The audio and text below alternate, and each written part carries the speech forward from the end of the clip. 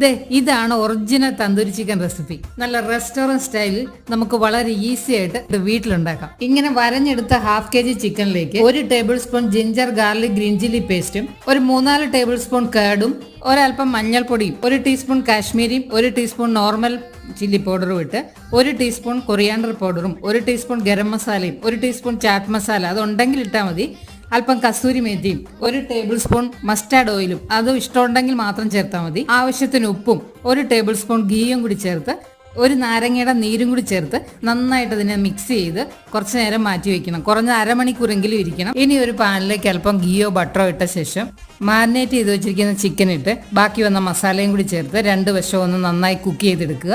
Over cook ആക്കരുത്, just ഒന്ന് വെന്ത് കിട്ടിയാൽ മതി. ചിക്കനൊക്കെ ഇപ്പം നന്നായിട്ട് വെന്തിട്ടുണ്ട്. അതിനെ എടുത്ത് നമുക്ക് ഫ്ലെയിമിൻ്റെ മുകളിൽ ഒരു 2 മിനിറ്റ് ഒന്ന് തിരിച്ചും മറിച്ചും വെച്ച് ഒന്ന് സ്മോക്ക് ചെയ്തെടുത്തു കഴിഞ്ഞാൽ ഒറിജിനൽ തന്തൂരി ചിക്കൻ റെഡി.